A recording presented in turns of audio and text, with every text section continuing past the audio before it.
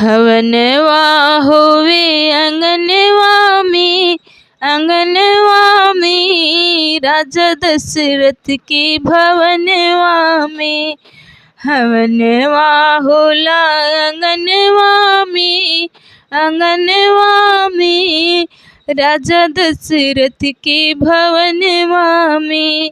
हमरे हवनिया में राम जी आए, हमरे हवनिया में राम जी आए।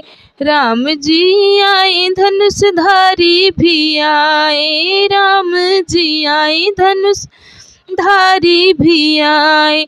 धनुष चलेला अंगनवा में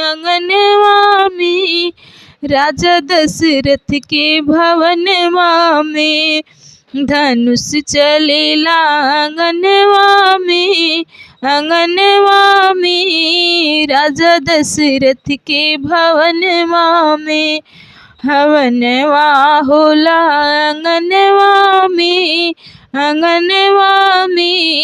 राजा दशरथ के भवनवा में।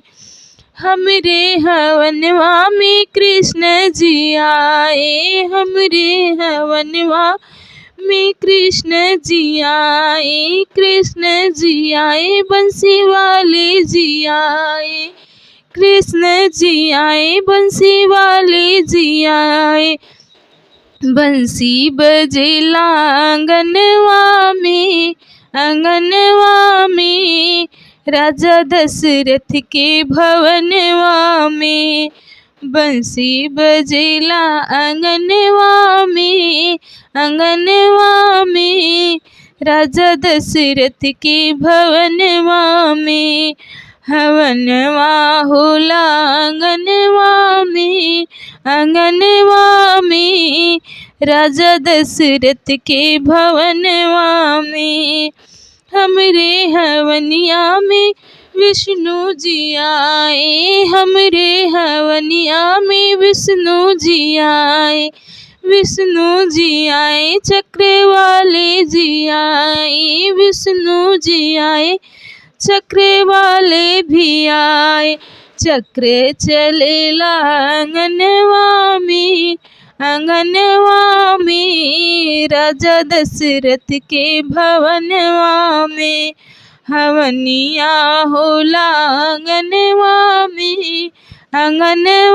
में राजा दशरथ के भवनवा में। हमरे हवनिया में शंकर जी आए, हमरे हवनिया में शंकर जी आए।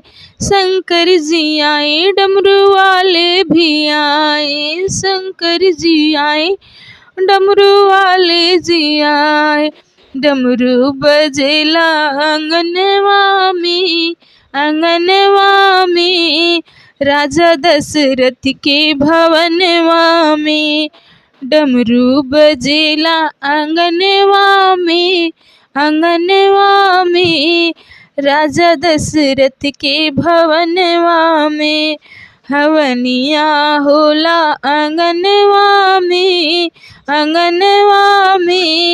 राजा दशरथ के भवनवा में। राजा दशरथ के भवनवा में।